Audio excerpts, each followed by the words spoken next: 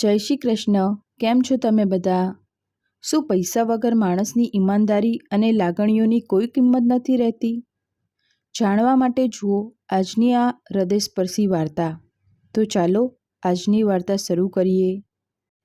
હું જેવો જ ઘરમાં ગયો, સામે જ બેઠેલા મારા પપ્પા ગોવિંદભાઈએ મારી સામું જોયા વગર જ સીધું કહી દીધું, "કેમ લ્યા વિશાલ, આજે પગાર ના આવ્યો કે શું?" મેં ધીમે રહીને કીધું, "ના પપ્પા, કંપનીએ હજુ સેલેરી નથી નાખી. કદાચ આવતા અઠવાડિયે આવી જશે." આ સાંભળીને રસોડામાં ઊભેલા મારા મમ્મી સુમિત્રાબેન મોટેથી બરાડ્યા, "4 મહિના થયા લ્યા, દર વખતે આવતા અઠવાડિયે જ સાંભળીએ છીએ. ઘરમાં કંઈ આશા પર પેટ ભરાય છે?" મેં શાંતિથી મારી બેગ ખૂણામાં મૂકી ને કીધું, "હું કશું જૂઠું નથી બોલતો મમ્મી.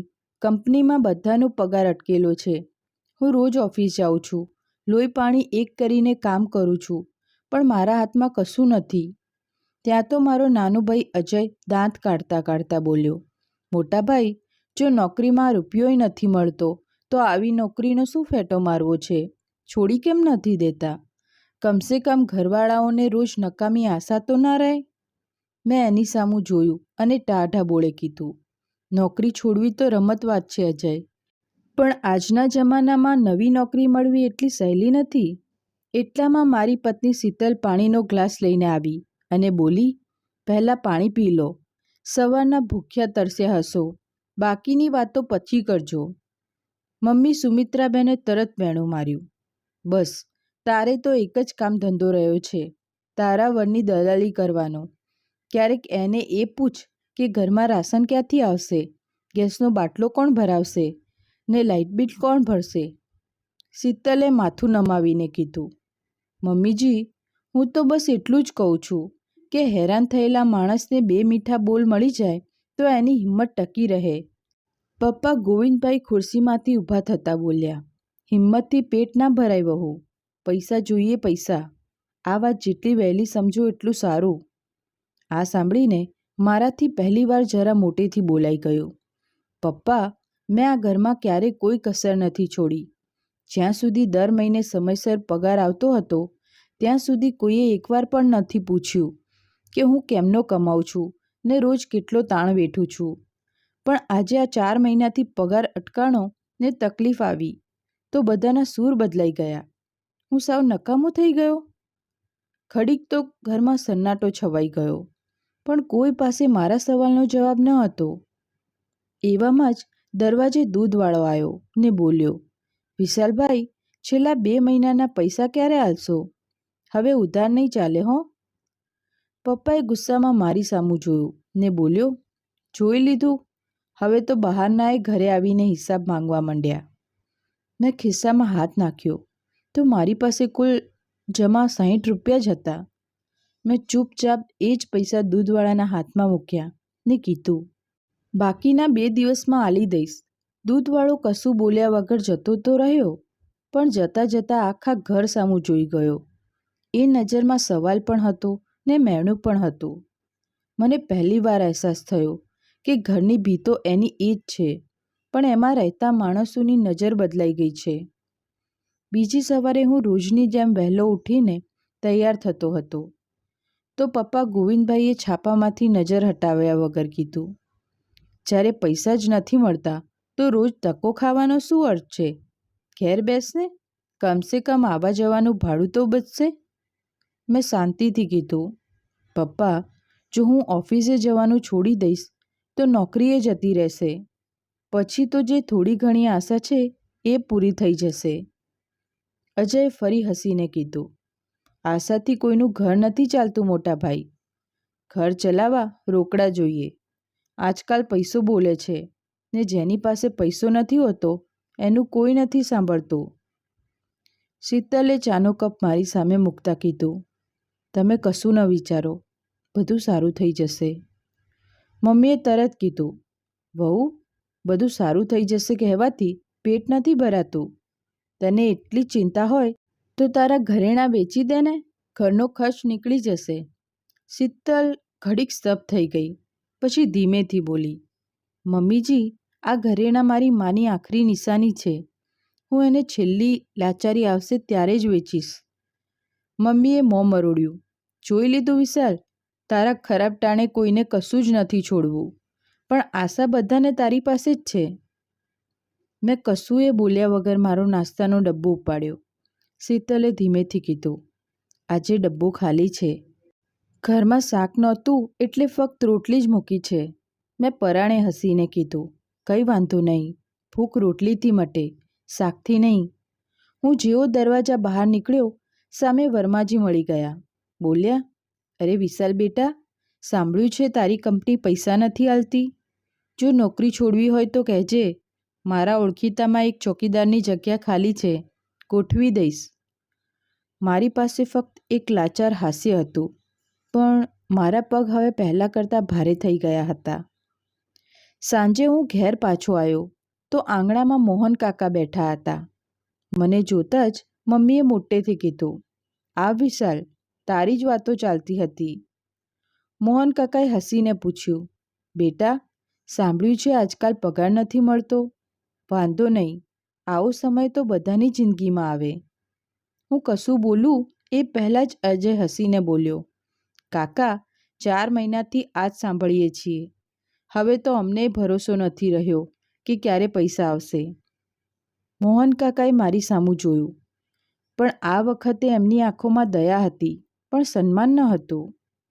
મને તકલીફ એ વાતની થઈ કે જે માણસનું ઉદાહરણ આપીને મારા પપ્પા સગા સંબંધમાં ગર્વ કરતા હતા, આજે એ જ લોકો મારી હાલત પર તરસ ખાતા હતા. રાત્રે જમવા બેઠા તો મમ્મીએ ફક્ત 3 જણા માટે દાળ મૂકીને બોલ્યા, દાળ ઓછી છે, જે કમાશે એ જ પહેલાં ખાશે. બાકીના લોકો અથાણા સાથે રોટલી ખાઈ લો. મેં ધીમે રહીને મારી વાટકી શીતલ તરફ સરકાવી દીધી ને કીધું, મને દાળ નથી જોઈતી, તું ખાઈ લે. શીતલની આંખો ભરાઈ આવી. એ જ વખતે મારા ફોનની રિંગ વાગી. સ્ક્રીન પર નામ જોતાં જ મારો ચહેરો બદલાઈ ગયો. મેં તરત ફોન ઉપાડ્યો અને કશુંએ બોલ્યા વગર બહાર જતો રહ્યો. આખો પરિવાર એકબીજાનું મોં જોવા લાગ્યો, કારણ કે ફોન મારા કંપનીના માલિકનો હતો. હું બહાર ગયો એટલે ઘરમાં સન્નાટો છવાઈ ગયો. બધાને લાગ્યું કે મારી નોકરી ગઈ. 10 મિનિટ પછી હું પાછો આવ્યો. મારા ચહેરા પર ના ખુશી હતી ના ઉદાસી, બસ એક અજીબ શાંતિ હતી. પપ્પાએ તરત પૂછ્યું, શું થયું? પૈસા મળવાના છે કે નોકરીએ ગઈ? મેં કીધું, હજુ કશું નક્કી નથી થયું. માલિકે કાલે સવારે વહેલા ઓફિસે બોલાવ્યો છે. એક જરૂરી મીટિંગ છે. અજય હસીને બોલ્યો, મને તો લાગે છે હવે હિસાબ કરીને છૂટો જ કરી દેશે. 4 મહિનાથી જેણે રૂપિયો નથી આલ્યો એ હવે શું આલવાનો? મમ્મીએ પણ કીધું, જો એવું થાય તો પહેલેથી જ વિચારજે, ઘર કેમનું ચલાવવું. આપણી પાસે તો કોઈને ઉધાર ચૂકવવાનાય પૈસા નથી રહ્યા. હું કશું બોલ્યા વગર મારા રૂમમાં જતો રહ્યો. શીતલે દરવાજો બંધ કરીને કીધું, સાચે સાચું કહો, માલિકે શું કીધું? તમારી આંખો બધું કહી દે છે. મેં ઊંડો શ્વાસ લીધો. માલિકે કીધું કે કંપની બહુ તકલીફમાં છે. કદાચ કેટલાક લોકોને કાઢવા પડે, પણ એમણે મને સવારે સૌથી પહેલાં બોલાવ્યો છે. ખબર નહીં કાલે શું થશે. શીતલે મારો હાથ પકડીને કીધું, જે થશે એ જોઈ લેવાશે, પણ તમે હિંમત ના હારો. તમે ક્યારેય કોઈનું ખરાબ નથી કર્યું. ભગવાન તમારું ખરાબ નહીં કરે. બીજી સવારે હું નાસ્તો કર્યા વગર જ નીકળી ગયો. મારા જતાં જ અજય પપ્પાને કીધું, પપ્પા, હવે આપણે આપણો ખર્ચ અલગ કરી લેવો જોઈએ. ખબર નહીં ક્યાં સુધી મોટા ભાઈ પર બોજ બનીને રહીશું. પપ્પાએ પણ હા પાડી. રસોડામાં ઊભેલી શીતલે આ બધું સાંભળ્યું, પણ કશું બોલી નહીં. બપોરે 12 વાગ્યાની આસપાસ અચાનક અમારા ઘર આગળ એક ચળકતી કાળી ગાડી આવીને ઊભી રહી. મોહલ્લાના લોકોએ બહાર નીકળી આવ્યા. ડ્રાઈવરે નીચે ઉતરીને પૂછ્યું, આ વિશાલજીનું ઘર છે? પપ્પા ગભરાઈ ગયા. હા, પણ શું વાત છે? ડ્રાઈવરે હસીને કીધું, સાહેબે મને વિશાલજીને લેવા મોકલ્યો હતો, પણ એમનો ફોન નથી લાગતો, એટલે હું પોતે જ આવ્યો. પપ્પાએ પૂછ્યું, કયા સાહેબ? અને વિશાલ ક્યાં છે? ડ્રાઈવરે કીધું, માલિકનો ફોન આવ્યો હતો. વિશાલજી તો સવારે જ ઓફિસે પહોંચી ગયા હતા. માલિકે મને ઘરેથી સહીવાળા કેટલાક કાગળિયા લેવા મોકલ્યો છે. મમ્મીએ કીધું, પણ થયું છે શું? એમને સવારમાં કેમ બોલાવ્યા હતા? ડ્રાઈવરે ખુલાસો કર્યો, કંપનીમાં છેલ્લા 4 મહિનાથી જે મુશ્કેલી હતી એ આજે પૂરી થઈ ગઈ છે. આજે સવારે માલિકે બધા કર્મચારીઓની મીટિંગ બોલાવી હતી. ત્યાં એમણે સૌથી પહેલાં વિશાલજીનું નામ લીધું, કારણ કે જ્યારે બાકીના બધા નોકરી છોડીને ભાગી ગયા ત્યારે પણ વિશાલજી કંપની સાથે અડીખમ ઊભા રહ્યા. એમણે એક દિવસ પણ કામ નથી છોડ્યું. અજયનું હસવાનું ગાયબ થઈ ગયું. ડ્રાઈવર આગળ બોલ્યો, માલિકે બધાની સામે કીધું કે આવા ઈમાનદાર માણસો બહુ ઓછા મળે છે. એટલે વિશાલજીને નવી મોટી જવાબદારી આપવામાં આવી છે. હવે તેઓ આખા પ્લાન્ટના ઓપરેશન મેનેજર બની ગયા છે અને એમના 4 મહિનાના અટકેલા પગારની સાથે પ્રમોશનના પૈસા પણ આજે જ એમના ખાતામાં જમા કરી દેવાયા છે. આ સાંભળીને આખા ઘરમાં એવો સન્નાટો છવાઈ ગયો કે કોઈના મોંમાંથી એક શબ્દ પણ ના નીકળ્યો. સાંજે હું ઘેર પાછો આવ્યો તો મારા હાથમાં મીઠાઈનો ડબ્બો હતો. પપ્પા પહેલીવાર ઊભા થઈને મારી પાસે આવ્યા ને બોલ્યા, બેટા, અમને માફ કરી દે. અમે તને સમજવામાં બહુ મોટી ભૂલ કરી દીધી. મેં શાંત અવાજે કીધું, પપ્પા, ભૂલ પૈસાની ન હતી, ભૂલ વિચારસરણીની હતી. જ્યાં સુધી દર મહિને મારા હાથમાં સેલેરી આવતી હતી ત્યાં સુધી હું આ ઘરનો સૌથી સારો દીકરો હતો. પણ જેવી મુશ્કેલી આવી, હું બધા માટે બોજ બની ગયો. મમ્મીની આંખોમાંથી આંસુ વહેવા લાગ્યા. બેટા, અમને લાગ્યું કે ઘર ડૂબી જશે એટલે અમે ડરી ગયા હતા. મેં કીધું, ડરવું ખોટું નથી મમ્મી, પણ પોતાના જ માણસ પરથી ભરોસો ઉઠી જવો એ સૌથી મોટી ભૂલ છે. અજય માથું નમાવીને કીધું, મોટાભાઈ, મને માફ કરી દો. મેં તમારો મજાક ઉડાવ્યો હતો. મેં એના ખભા પર હાથ મૂક્યો ને કીધું, જિંદગી બધાની પરીક્ષા લે છે અજય, પણ એ પરીક્ષામાં માણસ નહીં, સંબંધો પાસ કે નાપાસ થાય છે. શીતલ ખૂણામાં ઊભી રહીને આ બધું જોઈ રહી હતી. મેં બધાની સામે એની તરફ જોઈને કીધું, જ્યારે આખા ઘરે મારા પર શંકા કરી ત્યારે ફક્ત આ એક જ માણસ હતી જેને મારી ઈમાનદારી પર ભરોસો હતો. જો શીતલે મારો સાથ છોડી દીધો હોત તો કદાચ હુંય ભાંગી પડ્યો હોત. પપ્પાએ શીતલના માથે હાથ મૂક્યો ને બોલ્યા, વહુ, આજથી આ ઘરમાં સૌથી વધારે માન તારું જ હશે, કારણ કે તે એ વખતે તારા વરનો સાથ આપ્યો જ્યારે અમે બધા પાછળ હટી ગયા હતા. એ રાત્રે ઘણા સમય પછી આખો પરિવાર ભેગો બેસીને જમ્યો. પણ મારા મનમાં એક વાત હંમેશા માટે ઘર કરી ગઈ કે માણસની કિંમત એના ખિસ્સાથી નહીં પણ એના ચારિત્રથી થવી જોઈએ.